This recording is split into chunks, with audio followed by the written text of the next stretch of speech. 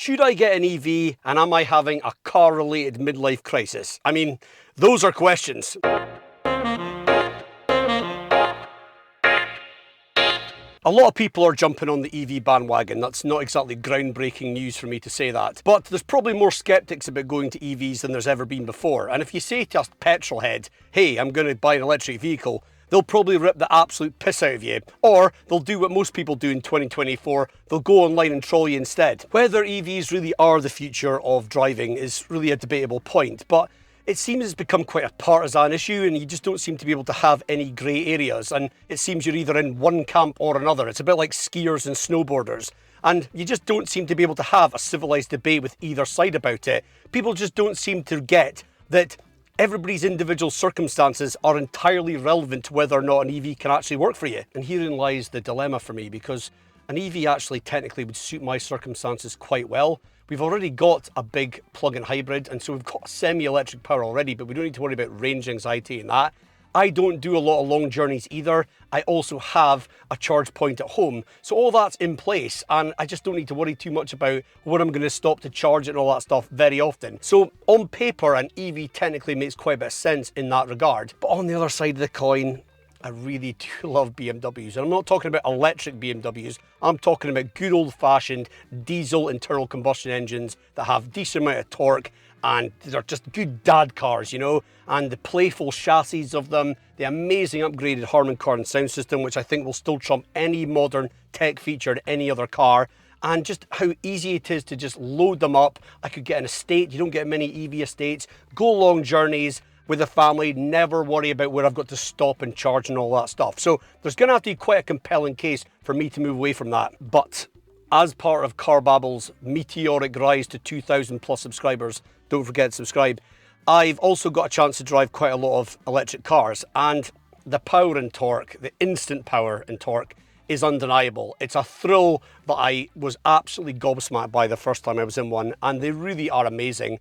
And that sort of level of performance in cars used to only be reserved for people that could afford properly expensive sports cars, whereas now they're a bit more accessible to the masses. But overall, I've generally found them still to be just a bit too expensive for the types of ones I wanted, up until now. So what is the point of this video? Well, it's really just for me to share my thought processes as a sad car-obsessed and I suppose middle-aged guy's perspective around what car I want to get next. It's like a disability, literally wanting a new car all the time. Some people look forward to planning their annual holidays. No, I want to think about my next car. That's just what I do. But this is a particularly unique time in that journey because a lot of us are thinking about going from petrol or diesel to EVs. And so a lot of people might relate to some of the thought processes I'm actually having. So I thought I'd share with you some of that, and you might pick up a few useful or useless nuggets of information as part of the fact I've obsessed so much about this. So let's get into it. And full disclosure, disclaimer, whatever you want to call it, I am not a motor trade expert. I don't work in the motor trade. I'm just a guy with a YouTube channel who loves cars. And I also am not a finance expert. So anything I say that involves money is not financial advice. So be very clear about that. But I hope this stirs up a lot of healthy debate. But if anybody wants to be cheeky in the comments, do one. So back to this point about how EVs might now be a bit more affordable for me. That's not to say that I'm saying all of a sudden I've become kind of a big deal. I haven't. I earn enough money to not drive a complete raft day in, day out. So that's good. But I also don't earn enough money that when I go to my wife, i.e. the money, looking for a bit more money for a car, she's like, oh, how much do you need? Do you know what? In fact, remortgage the house, fill your boots. It's not like that. Now, if you really know your BMWs, you'll know that I'm sitting in one, and it might seem familiar because it's the same one that I have had for a year and a bit. The one that I made a video about recently where I said, I think it's maybe about time I sold my BMW. And guess what? Haven't sold it because so far I haven't been able to get a decent price for it. And I've had nothing but utter time wasters and complete bell ends making ludicrously stupid offers for it to the point where I'm like, soon I'm thinking about just giving it away because I'm just sick of it. But right now I still have this car. But I've been trying to sort of say to my wife, we need a bigger car, second car, because we're talking about getting a dog. I'm like, I've got a saloon. It's not going to work with a retriever, is it? We're going to need to get an estate. And I was like, if I'm going to go that way, I need a proper dad car. I'm not saying that a 320D xDrive isn't a dad car, but a 530D, that's a real dad car, and I really just want that extra power and torque. If the days of internal combustion engines are numbered, and 6 cylinders are soon going to be so vilified that it's like, oh, if I'm ever going to have one, the time feels like now, and I just want to feel the power between my legs, brother. However, to be able to justify the cost of a 530D or even a 520D, it's going to have to be quite a high miles one. And the last time I checked, a high miles BMW or any premium German car that's quite a few years old isn't usually a recipe for a hassle-free ownership experience. And just to be clear, unless the ULEZ police decide that Euro 6 engines are going to get shafted soon as well, and I doubt that's going to affect me in the next few years, even if I bought one now. But essentially, and I'm sorry to say this, tree huggers, but whatever car I buy next, based on where I live, out in the sticks basically, I will not be basing that purchase on whether or not it meets certain CO2 emissions criteria, i.e. I will happily drive a 6-cylinder BMW all day long, but equally if I buy an electric car, I will not be driving along going, oh my god, I'm so green. I won't care. But I do feel a little bit of pressure to sell my BMW 3 Series now because it's nearly needing its next service and it'll need an MOT in a few months. And I'm like, there's a couple of little niggly things wrong with it that I'm like, they're going to get picked up and it's going to be expensive.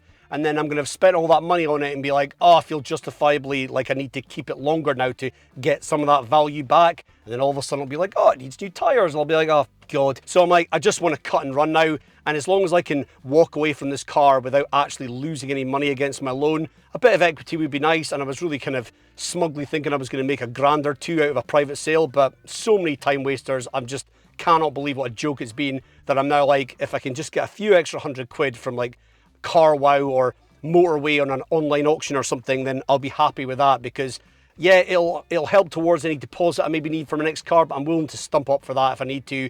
I'm just ready to get rid of this car and start fresh. So obviously the question really comes down to, do I go for another BMW, or ideally a Volvo would be what my wife wanted because she just loves Volvos, and I do love Volvos, but they're just not as nice to drive. They're just not. Or do I go for an EV and finally dip my toe in that market? And because she loves Volvos, that might also be quite an interesting point, because there is one option in the EV market that might make the most sense, and that's kind of a Volvo.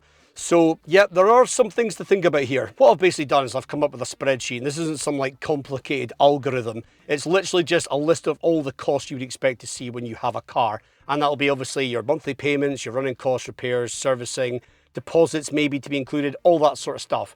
And then I've thought about different scenarios for whether I would lease a car or go a PCP or whatever. And I've done all that. And then I've worked out what the actual monthly cost would be combined and spread out over the term along the bottom. So you can actually see roughly, or I can see what they actually look like overall. Because in some cases, the way the costs are portioned is going to really change massively. Like if you have an EV on a lease, you're going to have probably a much bigger whack of a monthly payment, but then you're going to have less costs to worry about otherwise. So there's a lot of things to think about there. I'm not going to go through the spreadsheet and show it to you because people are just going to go, oh, that figure, I don't agree with that, whatever. I think my logic's sound, but the point is that when I've looked at all this, there's a couple of clear ones that maybe stand out as being the best value. First option is the salary sacrifice scheme I have through my work. And essentially you pay a monthly fee that comes out of your salary, and that covers the car, rental, and also all service and maintenance and tires, which is really great. And obviously if you're going to keep the car for a reasonably long time, that could be a really valuable add-on. Then you can add on insurance on top of that through the deal, and that's obviously meaning you've just got like one payment coming out and that covers all your stuff. Then obviously the only thing you have to worry about is your electricity bill, which is going to be pretty low if you can charge it at home. So that keeps it nice and simple, but it's quite a big number coming out of your pay. And when I looked into the insurance, I was like, I wonder what it costs. Like, for example, the Tesla Model 3 Highland. And that one is about £100 a month on insurance on top of that. And that's quite a significant whack. And that really kind of puts me off a bit. I actually did a couple of comparative quotes on that through my own insurance to see if I could get a better deal. And I did actually get a better deal. That won't necessarily be the case for everybody, but it was a little bit cheaper by a couple £100. And so that made me think that would be a reason why I would probably not take the insurance through my work. And also that would mean I could probably keep my no claims bonus and all that sort of stuff. So that was how I kind of rationalized the total cost of the salary sacrifice. And either way, it still looked like quite a big whack coming out of my pay. And that's really the other thing is I love having all the toys in a car. And I also want all-wheel drive if it's electric, because I'm really struggling to imagine having a rear-wheel drive electric car with instant torque where we live. I'm concerned about that. So basically, that means ultimately you're going for quite a high spec one in the range.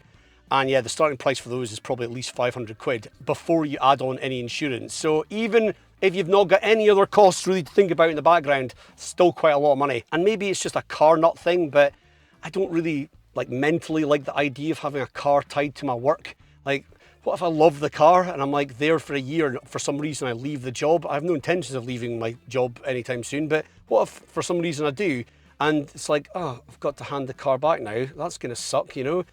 And so I'm like, I don't know, I just don't know if I like that, and having that inflexibility of being tied into a lease for a certain amount of time as well. I mean, like, sorry, you don't have the option to, you know, feed the obsession you've got with cars to change it. You're stuck in that term and that's it. And then there's buying an older used BMW 5 Series and probably a 530D if I'm going that route. And essentially what I would do is I would take whatever I get for selling this and then see what the value I have to spend on that car is. And if there's a difference, I'll just cough that up as a deposit. And then essentially all I do is continue paying the loan I've currently got against this car, which is not technically against the car, it's a private loan. And in 3 years' time, that's totally paid off, which sounds amazing to think about, having paid off a car and then having no car payments. I'm like, yeah, that's fine if you're somebody who's ever going to keep a car for 3 years, you know? And if that was the case, boom, that'd be amazing, because whatever I then sold it for after that is pure profit. But along the way, you know, how many things are probably going to go wrong with the BMW that I'm going to have to spend money on?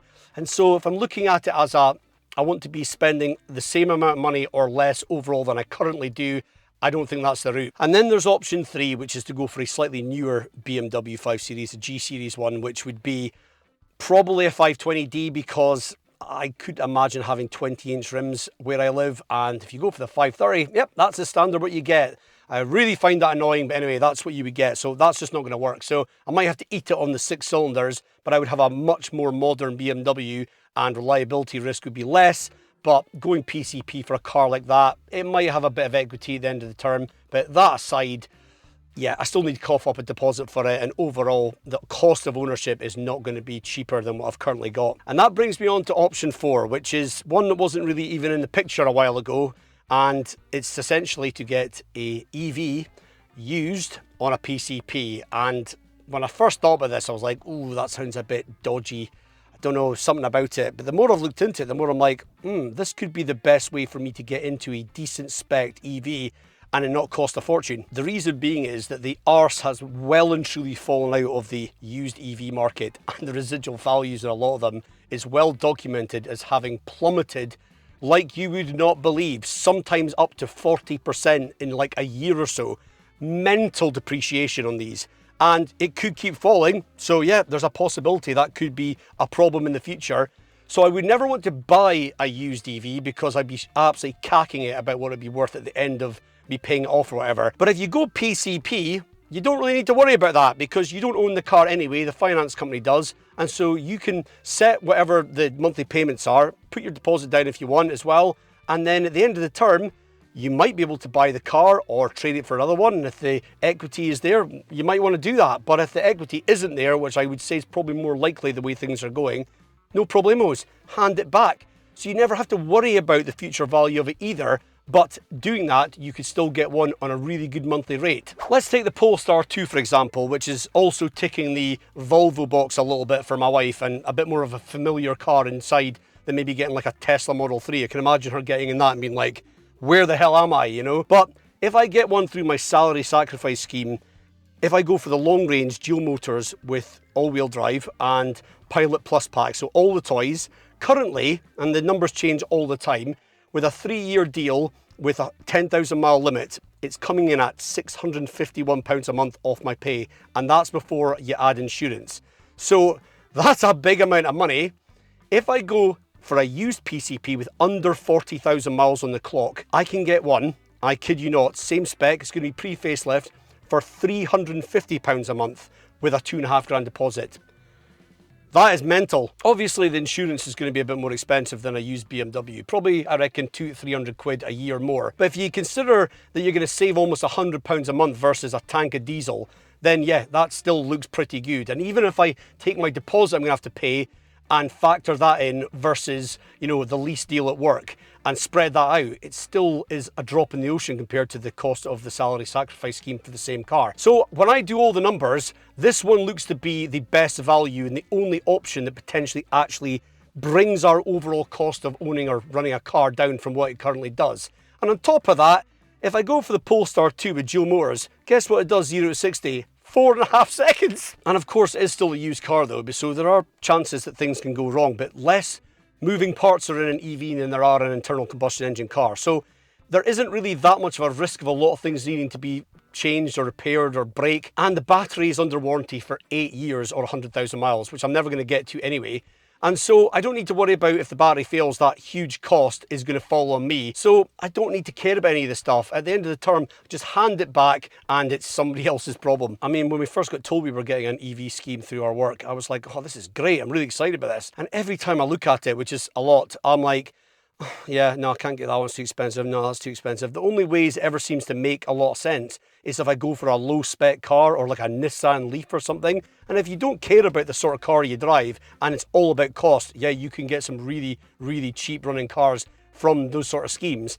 But if you're somebody like me who wants all the toys, you want your adaptive cruise control, you want a decent sound system, you want a bit of performance as well, all that sort of stuff, and you don't want a car with a badge that you're like, ugh, you know, that's all these things that matters, and all of a sudden, yeah, they're way more expensive. The only one actually that I thought could I stretch to that on the scheme was the rear-wheel drive Tesla Model 3 Highland, which is the new model Tesla Model 3, and that makes a couple of compromises though. One being that it's rear-wheel drive, and as I say, I don't really want to drive electric cars rear-wheel drive in winter where I live, and therefore would I then buy a set of winter tyres for it? Because it's a lease car, probably wouldn't bother with the hassle of that, because at the end of the day, I don't know how long I'd have the car because it's tied to my work, and therefore I wouldn't then want to have the hassle and cost of changing out the tyres and then being stuck with a set of tyres. So it's like, yeah, I'm going to probably just stick with the tyres that it's got.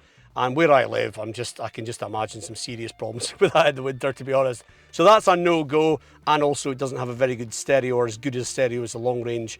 So that's another possible reason I wouldn't do it. But that was the only one I was like, is the heart, you know, overruling the head here, and would I go for that? But no. But going back to what I said at the start of the video, I just feel like I'm at a bit of a crossroads in my life with regards to my thoughts about cars, and yeah, that's maybe more of a car obsessed kind of viewpoint. But a lot of people will be thinking about, do I get an EV now? Is this the time? Will I regret it? You know, or what's going to happen if I stick with diesels and stuff like that? And it's like, yeah, who knows? We don't have a crystal ball. But I am worried that if I get an electric car now, that I'm never going to drive a diesel again. And that really makes me kind of sad thinking about it. So maybe you just shouldn't do it, you know? And yeah, what's going to happen to them? You know, if you have one, could you regret it as well? Because at some point the government's going to be like, nah, we've got to do something drastic. Anybody with a 6-cylinder, you're getting fined, you know? Who knows what will happen? But maybe I'm being a bit paranoid. But what I do know is I recently test drove a BMW F10 535D, and I nearly wet my pants. But it's really hard to say no to an EV right now when the prices are that good. I mean, I've literally giggled when I've put my foot down in a few of them because they've been so hilariously fast. And I'm trying to imagine doing a reaction video the first time I'm in one with my kids in the back and putting my foot down. That'll be worth it just for that. But it definitely feels a bit like playing the stock market now to have an EV. It's like you have no idea if your investment's going to end up being a good one or a bad one. And so to mitigate that, and this is not financial advice, but for me personally, the obvious solution is to not own an EV right now if you want one, and to either lease it or have a PCP or whatever.